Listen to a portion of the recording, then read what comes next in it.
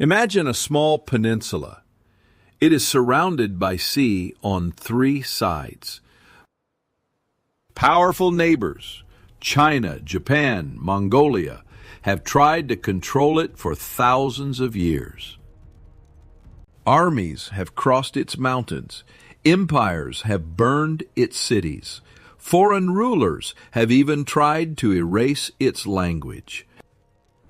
And yet, the people survived. They built kingdoms. They created art. They wrote poetry. They invented new ways to write. And one day they would build one of the most powerful economies on Earth in just a few decades. This is not a story about one country. This is a story about a people who refused to disappear. This is the story of Korea. Hi, and welcome to Daily English Origins. Are you learning English? Great! Let's learn English with a very interesting story. Don't forget to subscribe, like, and comment. Let's get started. Korea is a peninsula. A peninsula is a piece of land that is connected to a larger land on one side and surrounded by water on the other three sides. The Korean peninsula is in East Asia. It sits between two very powerful countries, China to the north and west, and Japan to the east. This location is very important. It means Korea was always in the middle, always between great powers, always a bridge, and sometimes a battlefield. The peninsula is about 1,100 kilometers long. That is about 680 miles. It has tall mountains in the east and flatter land in the west. Rivers run through it. Forests cover its hills. The land is beautiful, but life there has never been easy. Today, the peninsula is divided into two countries. The north is called the Democratic People's Republic of Korea. Most people call it North Korea. The south is called the Republic of Korea. Most people call it South Korea. But for most of history, they were one people, speaking one language, living under one name, Korea. People have lived on the Korean peninsula for a very, very long time. Archaeologists have found evidence that humans lived there at least 700,000 years ago.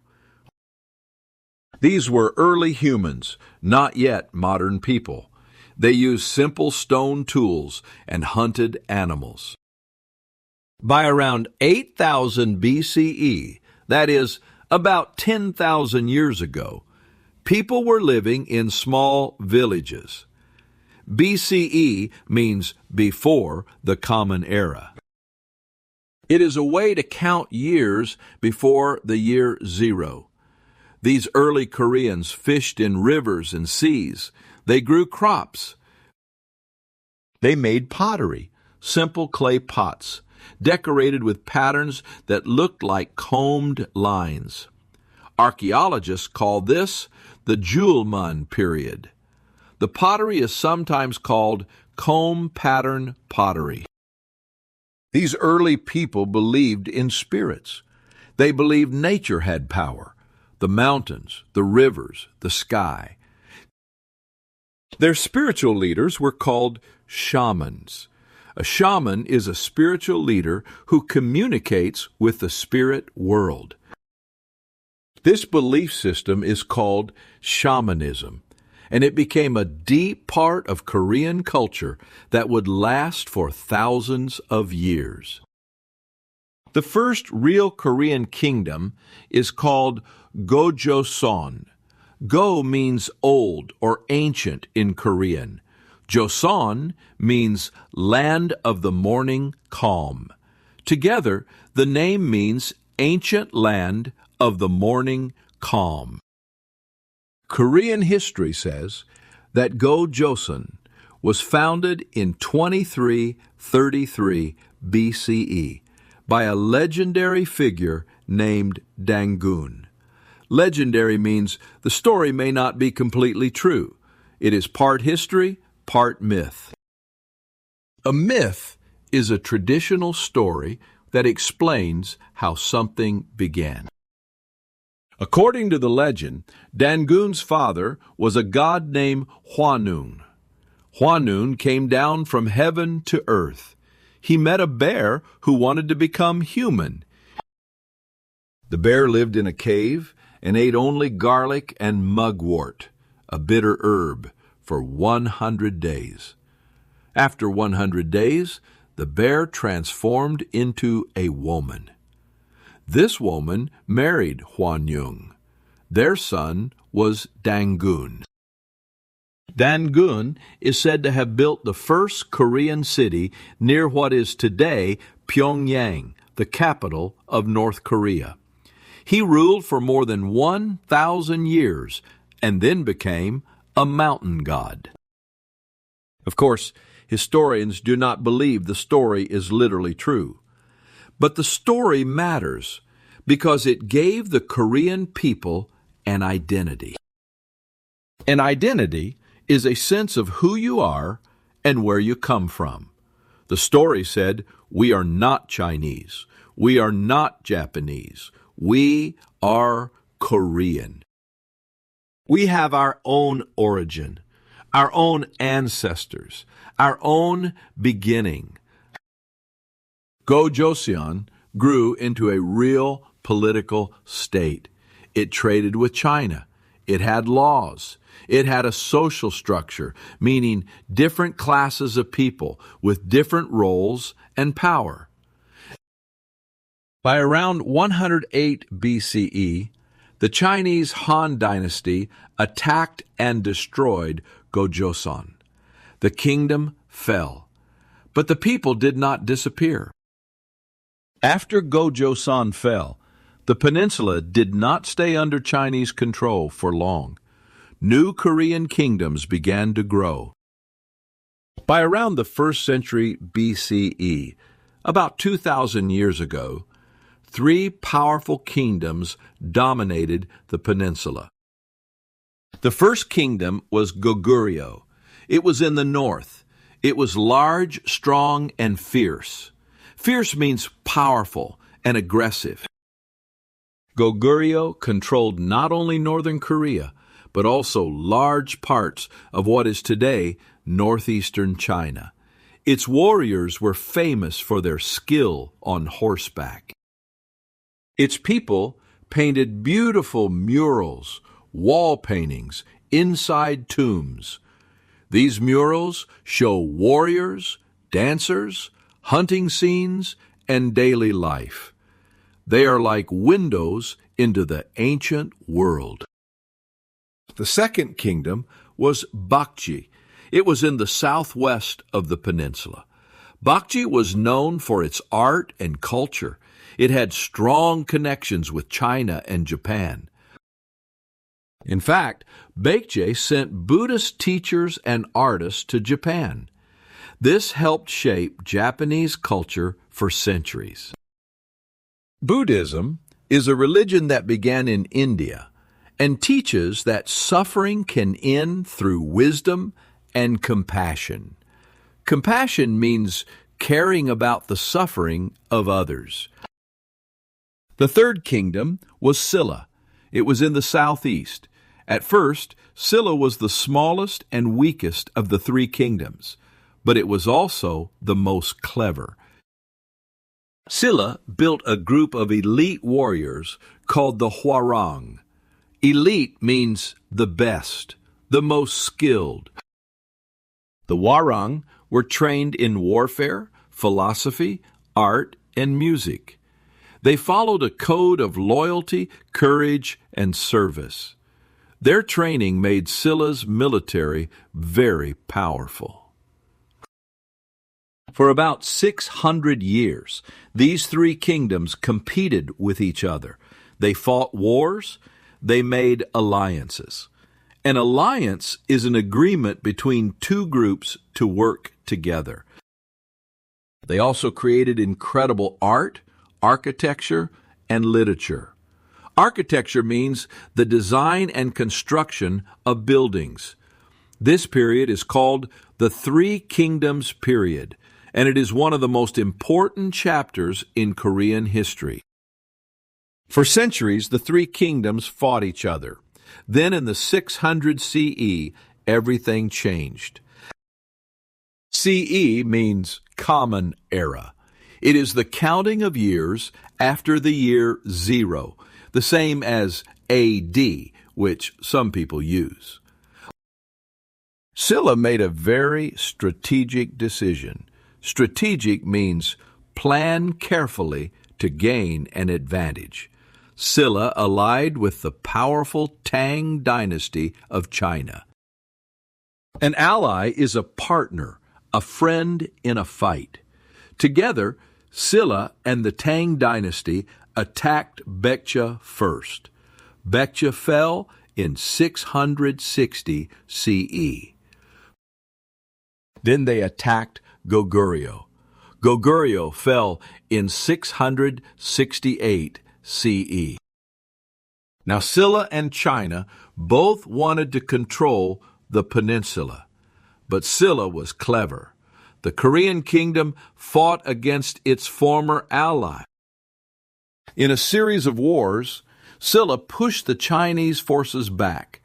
By 676 CE, Silla controlled most of the Korean peninsula. For the first time, Korea was mostly united under one Korean ruler. This is called the Unified Silla period, and it lasted until 935 CE. During this time, Korean culture flourished. Flourished means grew and became stronger, like a flower blooming. Buddhism became the dominant religion. Beautiful temples were built in the mountains. Scholars studied and wrote. The capital city, Gyeongju, became one of the great cities of Asia. One famous monument from this time is the Chomsongdae Observatory. An observatory is a building used to study the sky and stars. Built in the 600 CE, it is one of the oldest observatories in Asia. It shows that the people of Silla valued science and learning. But no dynasty lasts forever. A dynasty is a line of rulers from the same family. After about 250 years, unified Silla grew weak. Local lords, powerful regional leaders, began to fight for control. The kingdom slowly broke apart. A new power was rising.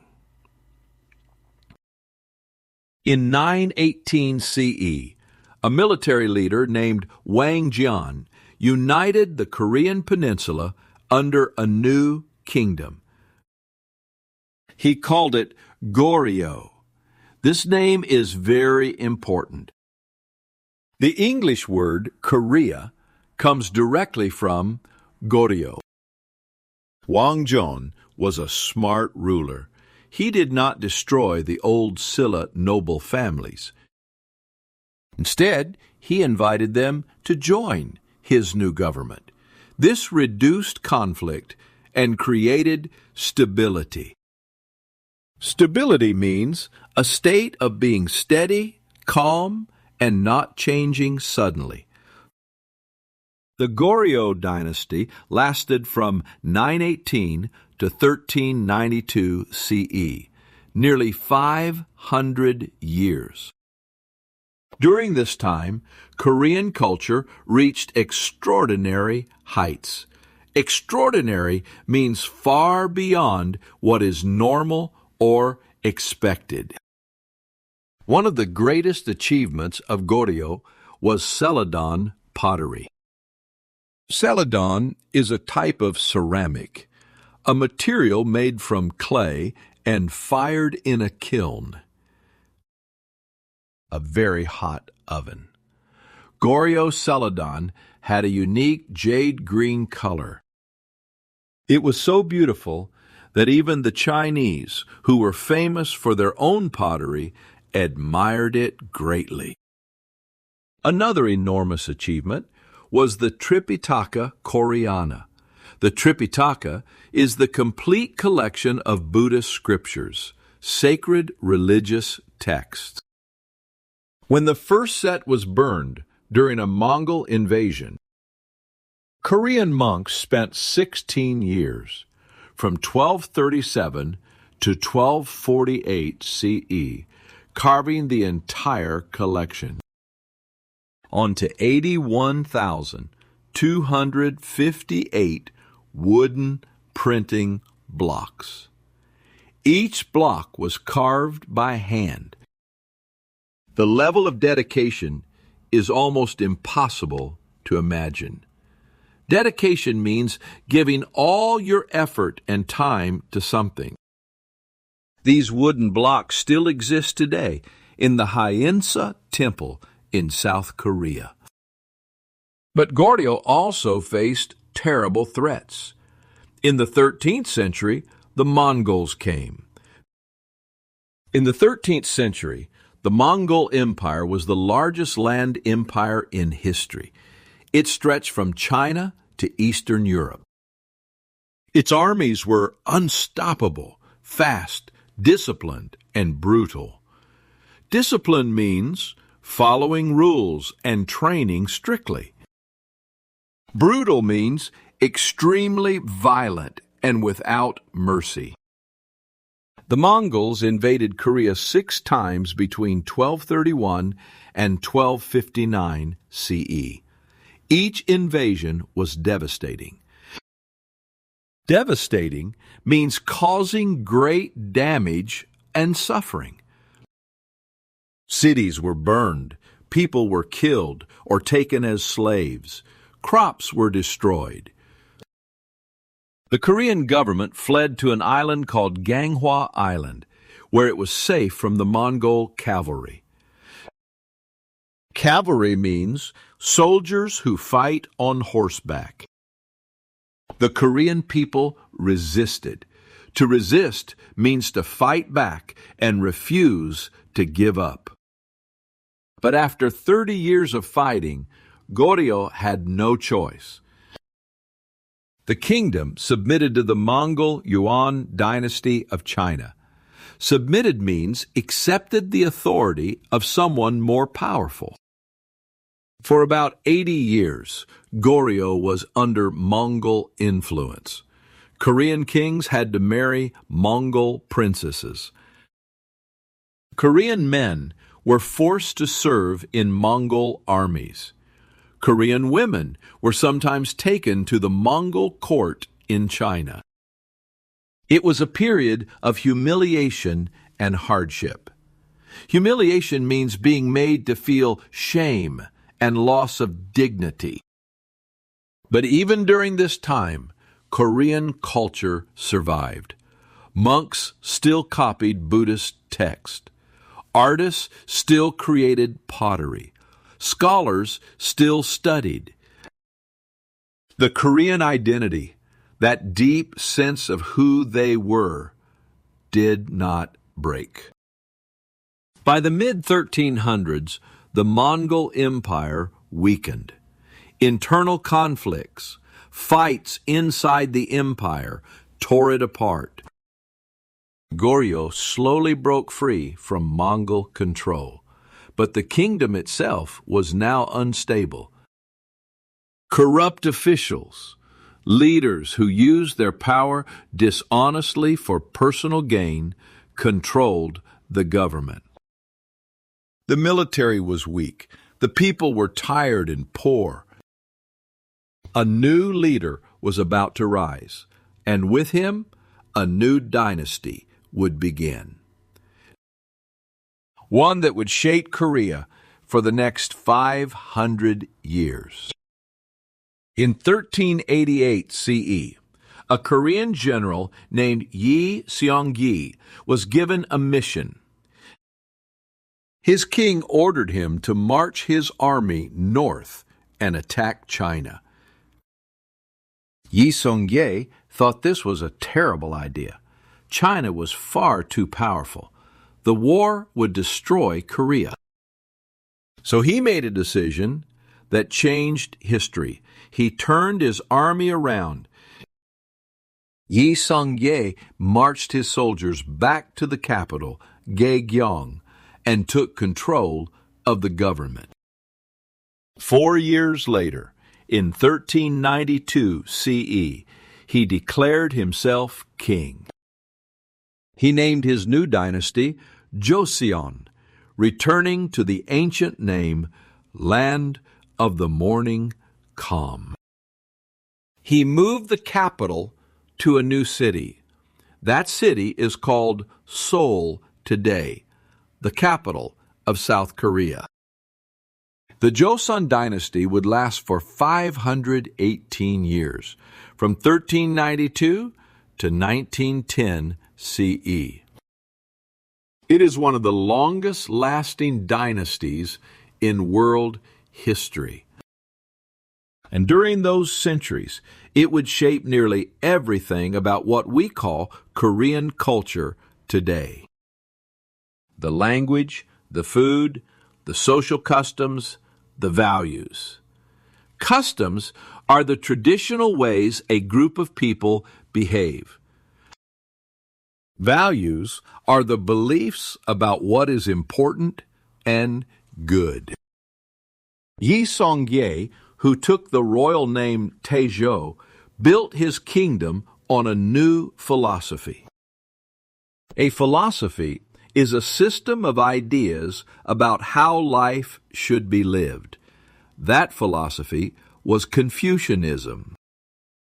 Confucianism comes from the teachings of a Chinese thinker named Confucius, who lived around 500 BCE.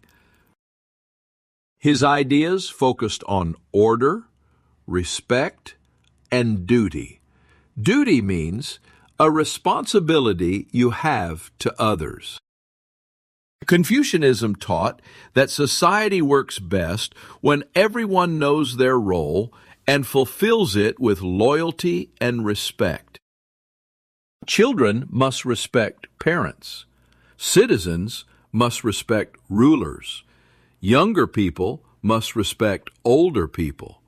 Wives must respect husbands. This system created a very structured society. Structured means organized, with clear rules and levels. In Joseon, Korea, Confucianism became the official state philosophy. Buddhism, which had been dominant for centuries, was pushed aside. Buddhist monks lost power. Buddhist temples were moved to remote mountains. A new class of educated officials called the Yangban took control. The Yangban were the scholar noble class, men who passed difficult government examinations to earn their positions. The government examination system was called the Guizhou. To pass, a man had to spend years memorizing Confucian texts, studying history, and learning to write poetry and essays. It was extremely difficult. But passing meant prestige, power, and a government position. Prestige means the respect and admiration of others. This system had benefits. It rewarded education and intelligence, not just family connections. But it also had deep problems. Only men could take the exams. Women were expected to stay at home, manage the household, and raise children. The society was deeply patriarchal. Patriarchal means controlled by men, where men hold most of the power and authority. Women in Joseon, Korea had very limited freedoms. Upper-class women, called Yangban women, could barely leave their homes. They were separated from men in public. Their lives were governed by strict rules about behavior, clothing, and speech. And yet, Korean women found ways to express themselves. They created beautiful embroidery, detailed needlework sewn onto fabric. They told stories, they sang, and in later centuries, some would become powerful voices for change. Of all the rulers of the Joseon dynasty, one stands far above the rest. His name was King Sejong. He ruled from 1418 to 1450 CE, and he is called the Great for very good reasons.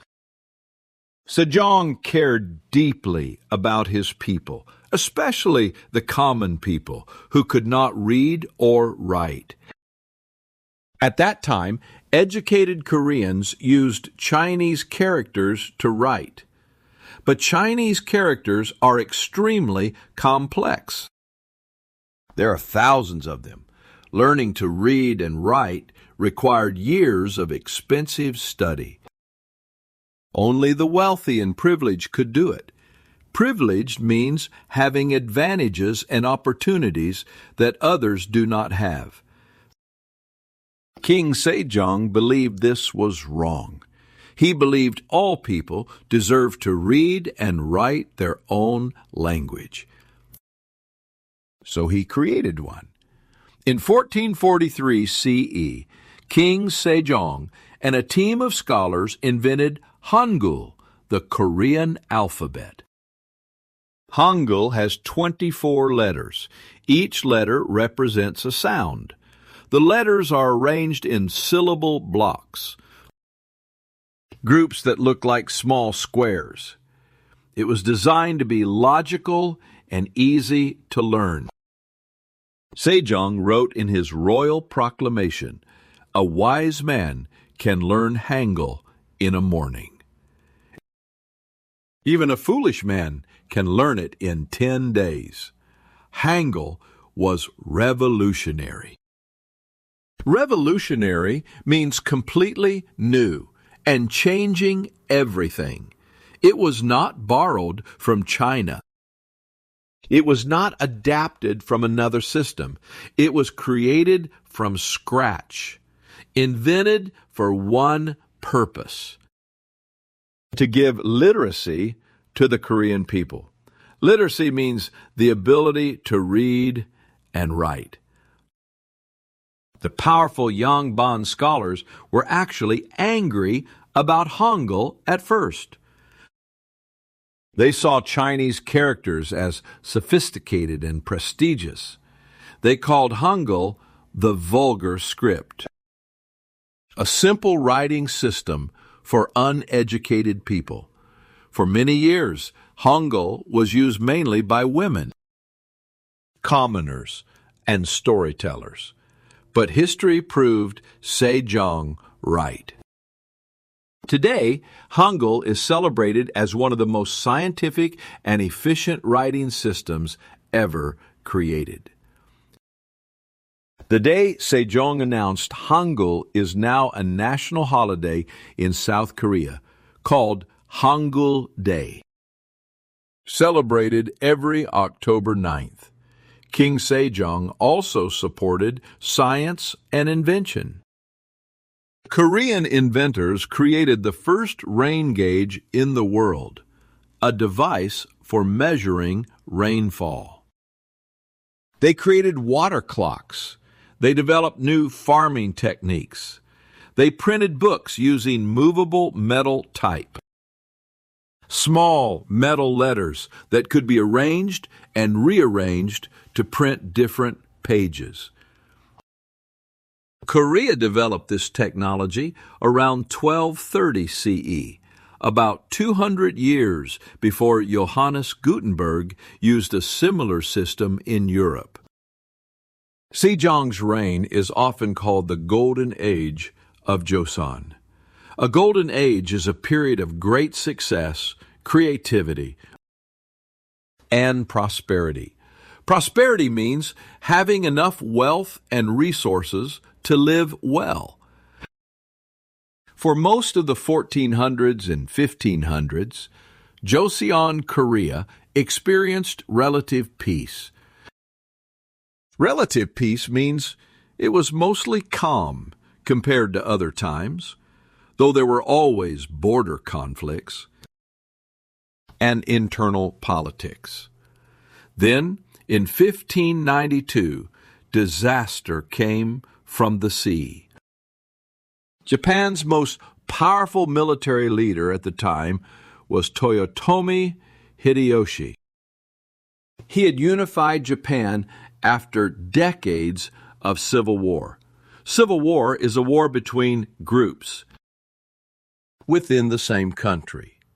Now, Hideyoshi had a grand and dangerous ambition. Ambition means a strong desire to achieve something great, but sometimes at great cost to others.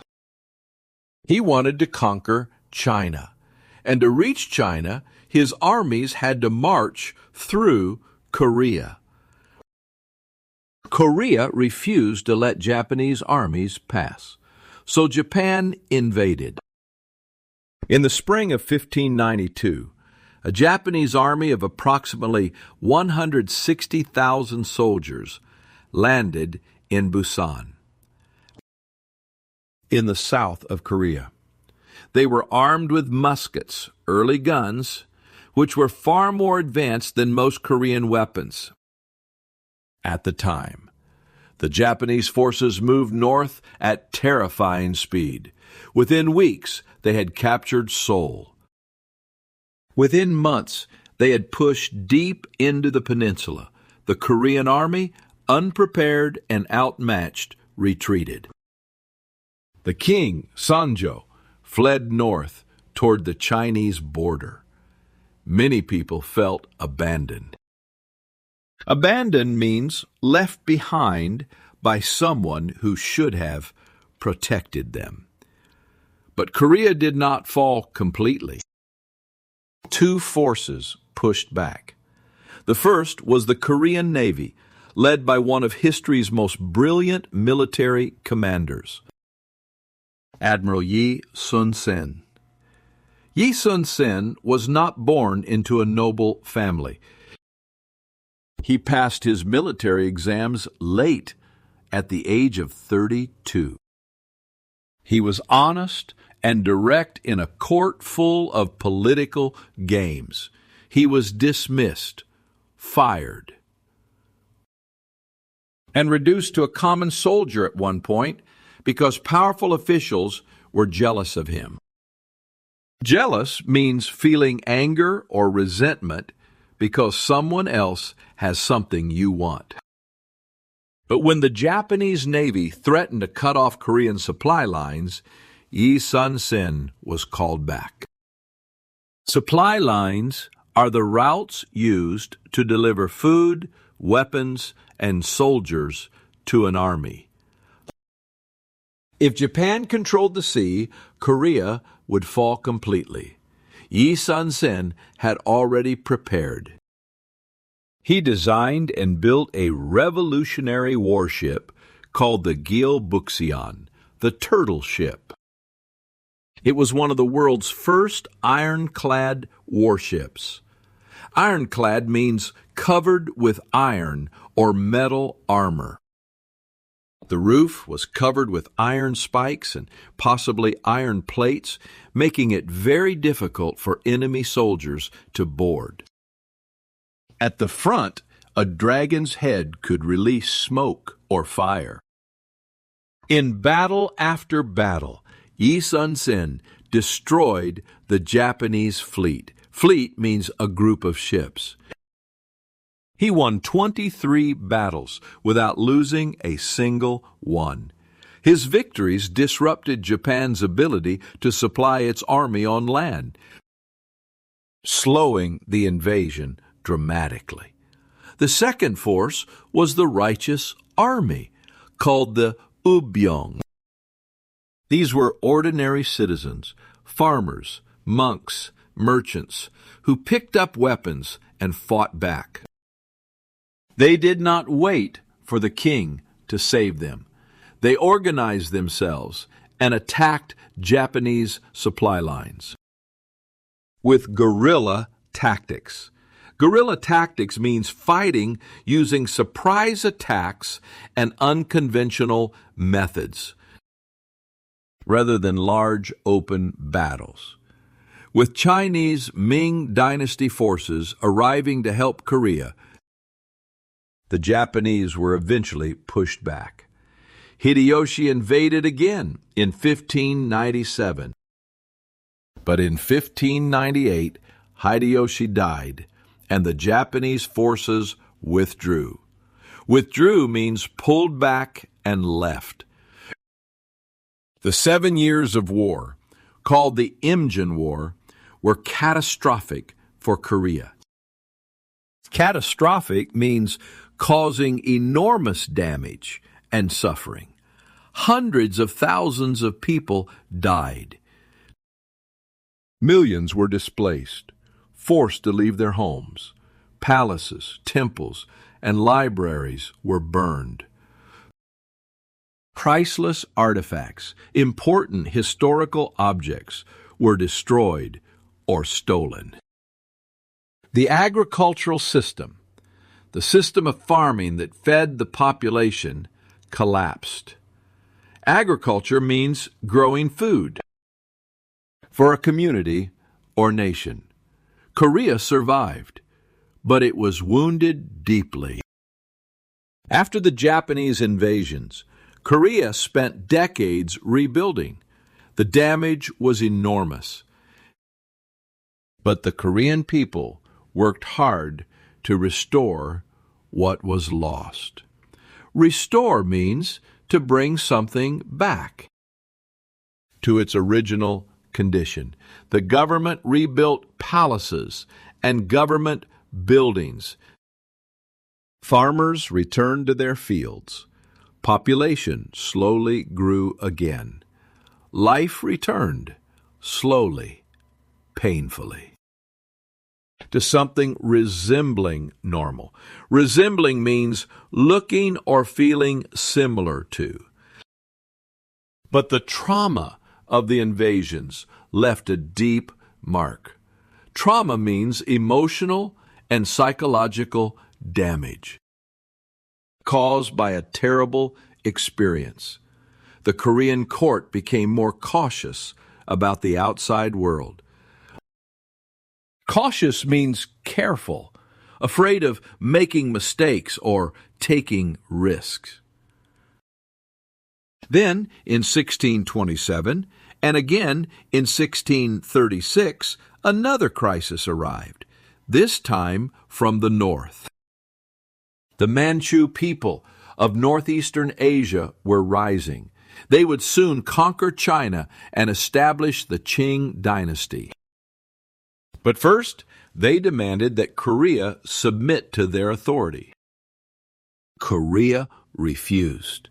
The king at the time, Injo, believed that loyalty to the old Chinese Ming dynasty was a matter of honor. Honor means acting according to deeply held principles, even at great personal cost. The Manchu invaded twice. After the second invasion, in 1637, King Injo was forced to kneel in the snow before the Manchu leader and bow his head to the ground. For a Korean king, this was the deepest possible humiliation. The event left a wound in Korean national memory that would not heal for generations. Korea submitted to the Qing dynasty. Korean princes were taken as hostages to the Manchu court in China for years. A hostage is a person held by another group to ensure good behavior from their family or country. After this, the Joseon court made a historic decision. Korea would close itself off from the outside world. The country became extremely isolated. Isolated means separated from others, with little contact or exchange. Korean scholars called their country the Hermit Kingdom. A hermit is a person who lives alone and avoids contact. For the next 2 centuries, Korea had very limited contact with other nations, only carefully controlled trade with China and Japan. This policy protected Korean culture, but it also meant Korea fell behind technologically. Technologically means in terms of machines, tools. The outside world was changing rapidly, and Korea was not keeping up. By the 1800s, the world was changing at an extraordinary speed. In Europe and North America, the Industrial Revolution was transforming everything. The Industrial Revolution was a period when machines replaced hand labor. Factories were built and economies grew rapidly. Countries were building steamships, ships powered by engines, not wind. They were building railroads. They were producing weapons that were far more powerful than anything Korea had ever faced. Western powers, mainly Britain, France, and the United States, wanted to open new markets. A market is a place where goods are bought and sold. They wanted to trade with Asian nations. When Asian governments refused, Western powers sometimes used military force to open their ports. A port is a place on the coast where ships load and unload goods. This already happened to China after the Opium Wars in the 1840s. It happened to Japan when American warships arrived in 1853, demanding that Japan open its ports. Korea was watching, and Korea was afraid. In 1866, a French naval force attacked Korea after Korean officials executed French Catholic missionaries. Missionaries are people who travel to foreign countries to spread their religion. Korea repelled the French. In 1871, American warships attacked Korean forts. Korea repelled them too. The Korean regent declared proudly that Korea would never negotiate. Negotiate means to talk and try to reach an agreement. Koreans called this policy Chokwa-yang-i-jik, expel the Westerners and the Japanese. Expel means to force someone out, but the isolation was crumbling. Crumbling means slowly breaking apart and falling. Inside Korea, different factions were fighting for the future. A faction is a group within a larger group that has different goals and beliefs.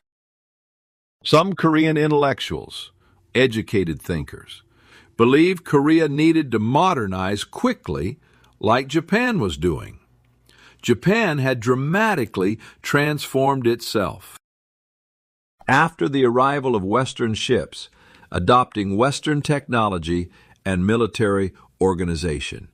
Others believed Korea's traditional Confucian values were sacred. Sacred means deeply holy and important, deserving the highest respect. In 1876, under pressure from Japan's new modern navy, Korea signed its first modern treaty. A treaty is a formal agreement between countries. This opened Korean ports to Japanese trade. Japan was now Korea's dominant trading partner. and was growing stronger every year.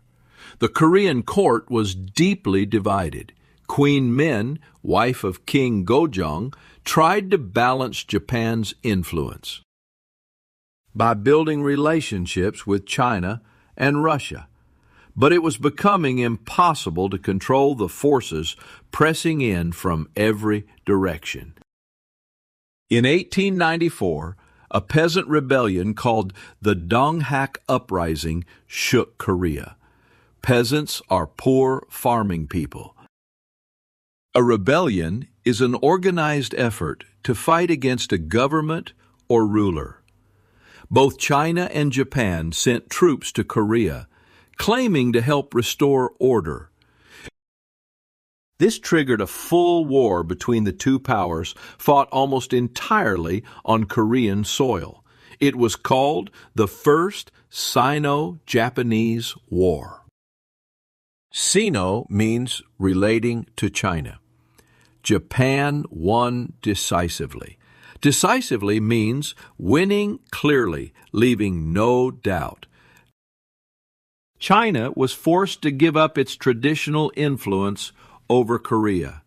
Now Korea was exposed. Exposed means unprotected, vulnerable to attack.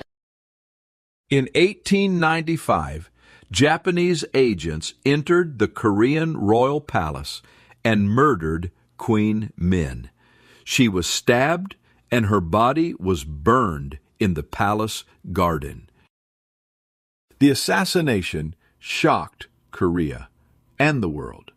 An assassination is the murder of an important political figure. After the murder of Queen Min, King Gojong was terrified. He fled to the Russian embassy and governed from there for over a year. Diplomats are official representatives sent by one country to another. The spectacle of a king ruling from a foreign embassy showed how desperate Korea's situation. Desperate means having very little hope and being willing to try anything. In 1897, King Gojong returned and declared Korea an independent empire. He renamed it the Great Han Empire, Daehan Jeguk. This was a statement of dignity. Dignity means a sense of one's own worth and importance. Korea would not be a small kingdom subject to Chinese influence. It would stand as an equal among the empires of the world. But time had run out.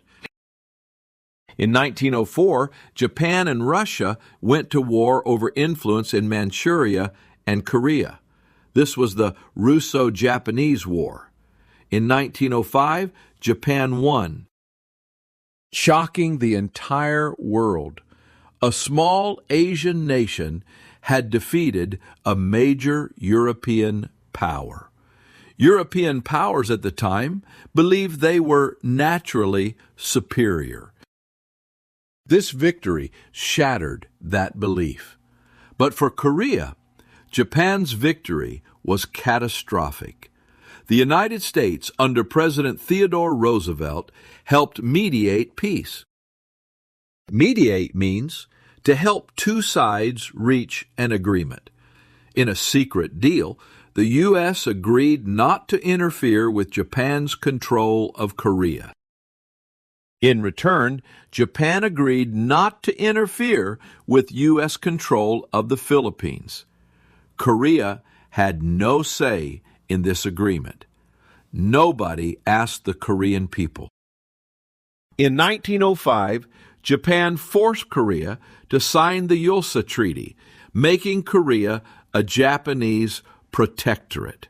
A protectorate is a country that is officially controlled and protected by a stronger foreign power. Korea lost control of its foreign affairs, its relationships with other countries. The treaty was signed, by 5 Korean ministers under extreme pressure, possibly under threat of violence. These ministers are remembered in Korean history as the 5 Yulsa traitors. Korea's new Japanese resident general, the Japanese official now overseeing Korea, was Ito Hirobumi. Korean resistance fighters were furious. In 1909, a Korean independence activist named An Jong-gun assassinated Ito Hirobumi at a railway station in Harbin, China. An activist is someone who takes strong action to fight for a political cause. An was captured, tried, and executed. He is remembered in Korea today as a national hero. His sacrifice changed nothing politically. On August 22, 1910, Japan formally annexed Korea. Annexed means officially took control of and absorbed another country's territory as part of your own. The Korean Empire ceased to exist. Ceased means stopped existing. After 518 years, the Joseon dynasty was over. Korea was gone, at least as an independent nation. What remained was 35 years of Japanese colonial rule. Colonial rule means being governed and controlled by a foreign power that treats the occupied territory as its own possession. For the Korean people, the nightmare was just beginning. On paper, Japan said it was modernizing Korea. And in some ways, it did build infrastructure. Infrastructure means the basic physical systems of a country. Japan built railroads across the peninsula. It built factories. It established modern schools. But modernization was not the real purpose. The real purpose was control and extraction.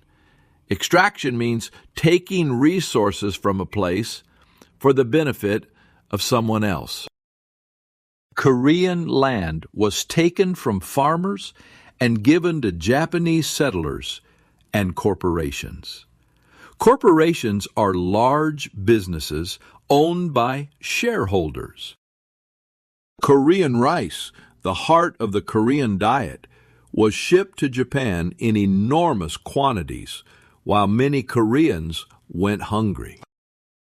Korean forests were cut down for Japanese industry.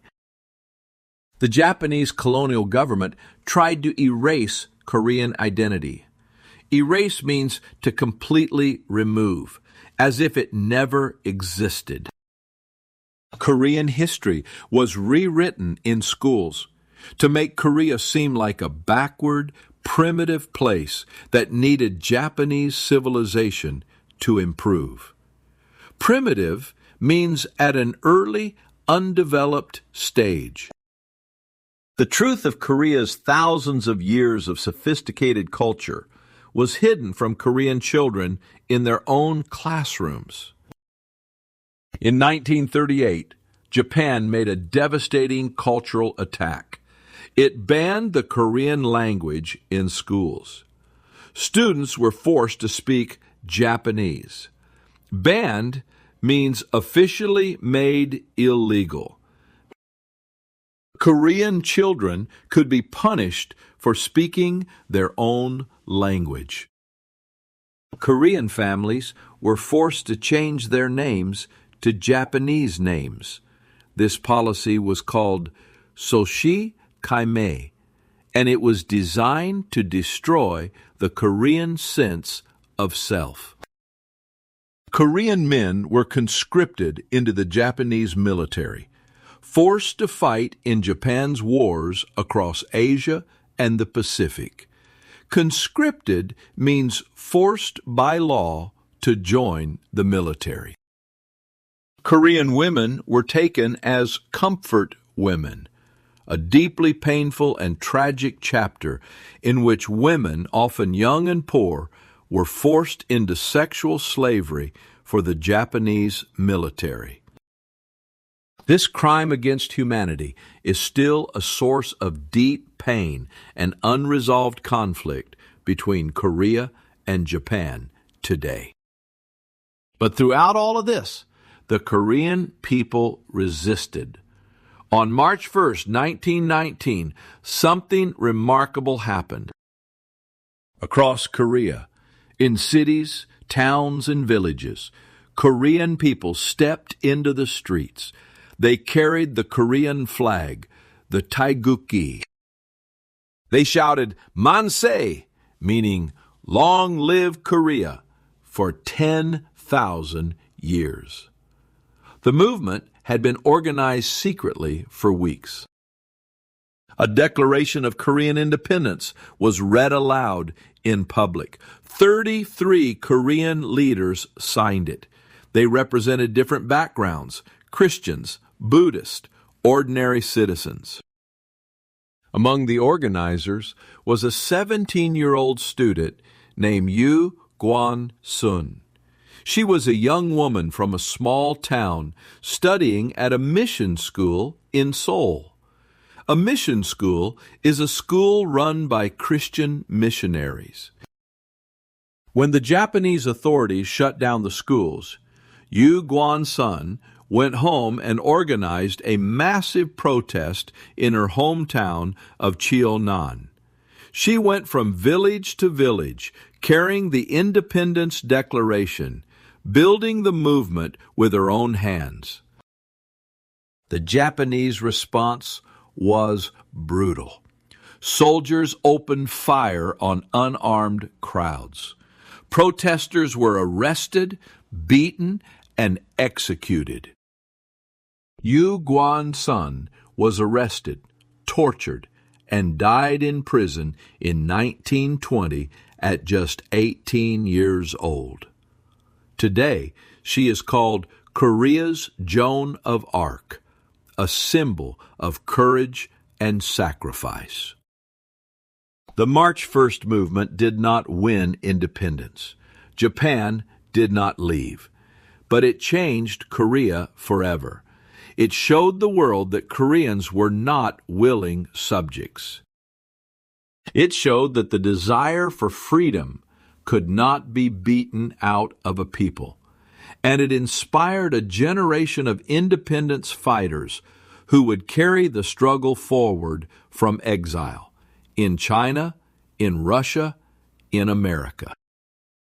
Among those in exile was a young man named Syngman Rhee, who would one day become the first president of South Korea. And another exile, a man with a military mind and burning ambition, who would one day rule the North. His name was Kim Il-sung.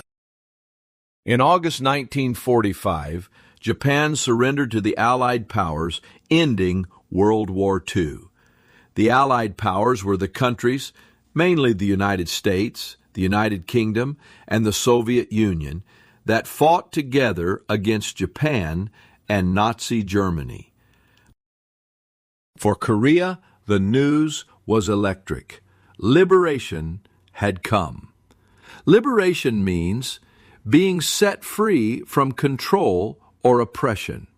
Oppression means the cruel and unjust use of power against people. But the joy did not last long. The United States and the Soviet Union, now rivals in what would become the Cold War, divided Korea at the 38th parallel. The 38th parallel is a line of latitude, an imaginary horizontal line around the Earth at 38 degrees north. The Soviets would oversee the north. The Americans would oversee the South.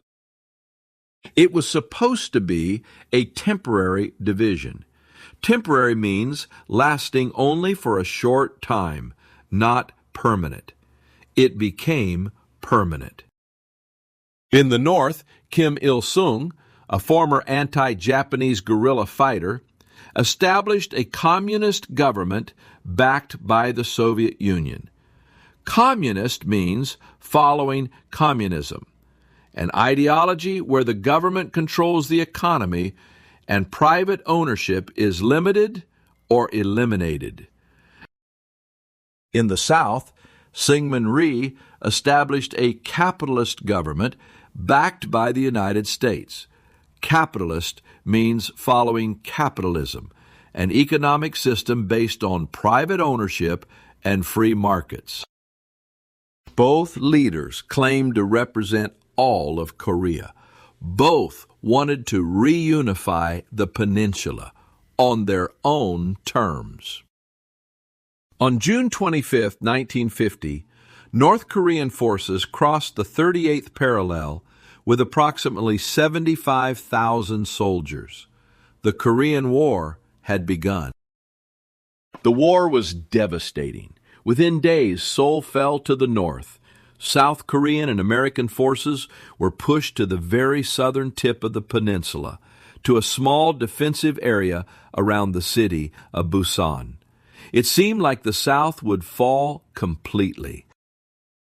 Then, in September 1950, American General Douglas MacArthur ordered a bold amphibious landing, a military attack from the sea at Incheon near Seoul. Amphibious means involving both land and water. It was one of the most successful military operations of the 20th century. The North Korean supply lines were cut. Their forces collapsed. Seoul was recaptured. Now the United Nations forces, led by the Americans, pushed north, approaching the Chinese border. This alarmed China. Alarmed means made very worried and afraid. In October 1950, approximately 300,000 Chinese soldiers entered the war on North Korea's side. The United Nations forces were pushed back south again. The war became a grinding stalemate. A stalemate is a situation where neither side can win and neither side wants to surrender. Month after month, soldiers fought and died over the same hills and valleys. The human cost was catastrophic. Approximately 3 million Koreans, both North and South, died. Hundreds of thousands of American, Chinese, and other United Nations soldiers also died. On July 27, 1953, an armistice was signed. An armistice is an agreement to stop fighting, but not a formal peace treaty. There is still no official peace treaty between North and South Korea. Technically, in legal terms, the Korean War has never ended. The division was now permanent. Families were separated by a border they could never cross. Parents never saw their children again. Brothers never saw sisters. An entire nation was torn in two, and the wound has never fully healed. South Korea in 1953 was one of the poorest countries on earth. The war had destroyed almost everything. Cities were rubble, broken stones and dust where buildings once stood. Factories were gone. Roads were gone. Millions of people had no homes. The country had almost no natural resources, no oil, no significant mineral wealth. Foreign experts looked at South Korea and saw very little hope. What happened next shocked the world. In the 1960s and 70s, South Korea's authoritarian government, a government that holds strict often harsh control over its people, made a historic decision. Authoritarian means ruling with strong central control and little tolerance for opposition. Under President Park Chung-hee, the government directed enormous investment into specific industries. Investment means putting money into something with the goal of making it grow. They chose steel, shipbuilding, electronics, and automobiles. Companies called chaebols, large family-owned business conglomerates, were supported by the government and grew at extraordinary speed. A conglomerate is a large corporation made up of many different businesses. Names like Samsung, Hyundai, LG, and Lotte grew from small Korean companies into global giants. The Korean people worked with ferocious dedication. Ferocious means extremely intense and powerful. A generation of Koreans worked 12, 14, 16 hours a day. They sacrificed comfort, leisure, and personal freedom for the dream of a better future. Leisure means free time for relaxation and enjoyment. The results were staggering. Staggering means almost impossible to believe because they are so extreme. In 1960, South Korea's GDP per capita, the average economic output per person, was lower than Ghana's. By the year 2000, it was comparable to European nations. Comparable means similar in level or quality. Economists called this the miracle on the Han River. The Han River runs through Seoul. South Korea also became a democracy. Democracy means a system of government where citizens choose their leaders through free elections. The path was not easy. There were military coups, sudden seizures of power by the military, brutal crackdowns on protesters. Most famously, in May 1980, the army massacred civilians in the city of Gwangju who were protesting for democratic rights. A massacre means the killing of many people who cannot defend themselves. But the Korean people did not stop fighting for freedom. Student movements, workers' unions, and ordinary citizens kept demanding change.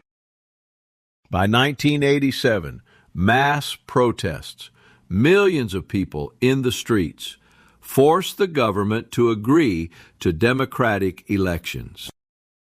It was a hard-won, people-powered victory. Then came something unexpected, something that nobody predicted. In the late 1990s, after a devastating economic crisis, the Asian financial crisis of 1997, South Korea looked for new ways to grow. The government invested heavily in the arts and entertainment industries. They supported film, music, television dramas, and video games. What followed was the Hallyu, the Korean wave. Hallyu means Korean wave in Korean. It refers to the massive global popularity of Korean culture that began in Asia and eventually spread to every corner of the planet. Korean television dramas became beloved across Asia.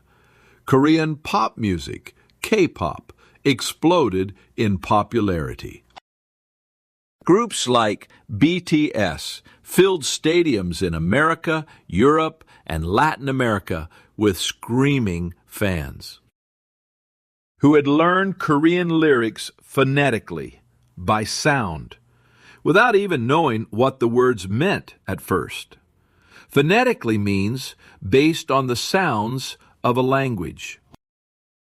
Korean cinema reached the highest levels of international recognition. In 2020, the film Parasite, directed by Bong Joon-ho, became the first non-English language film to win the Academy Award for Best Picture, the most prestigious prize in world cinema. Prestigious means highly respected and admired.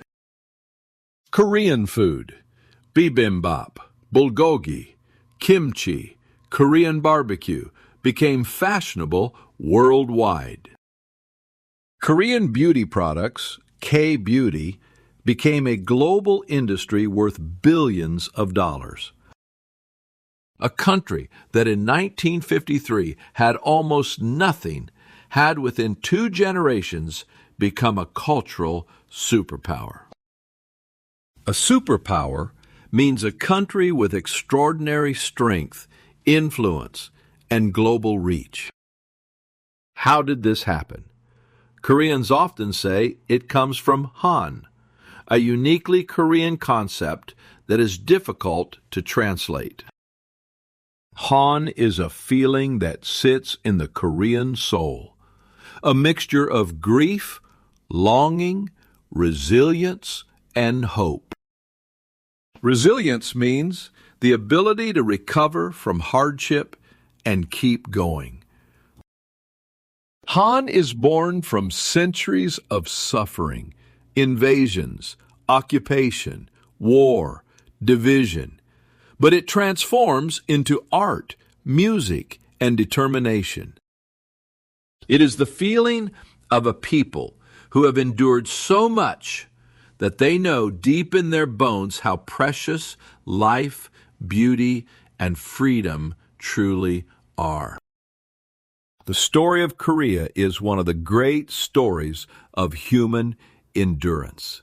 Endurance means the ability to suffer through great hardship and continue forward.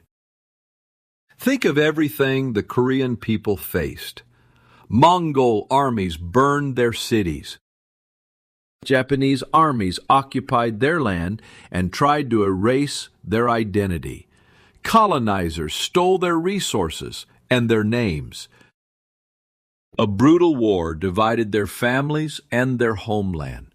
And then, from the ashes of all that suffering, they built one of the most dynamic societies on earth. What kept them going? Historians and Koreans themselves offer many answers. The deep sense of identity, forged over thousands of years of shared history, language, and culture. The Korean family bond, the powerful feeling of obligation and love that connects generations. The memory of great figures like King Sejong, Admiral Yi Sun-sen, and Yu Guan-sun, who showed that one person's courage could shape history. And Han, that deep, untranslatable mixture of sorrow and strength. North Korea remains under one of the world's most authoritarian governments. Its people live under extraordinary isolation and hardship. The division of the peninsula is one of the great, unresolved tragedies of the modern world. The dream of reunification, bringing the two Koreas back together as one, lives in the hearts of millions of Korean families. Separated by a border they cannot cross. But the story is not finished. History is never finished. The Korean peninsula has survived ice ages, migrations, kingdoms, invasions, occupation, war, and division. It has produced writing systems, Celadon pottery, turtle ships, K-pop, and Nobel-caliber films. It has shown the world what a people can achieve when they refuse, absolutely refuse, to be erased. In every chapter of this story, in every century of hardship, and every moment of triumph, one thing remains constant. Constant means always present, never changing. The people of Korea looked at everything they faced, and they did not give up. That is a lesson worth learning in any language.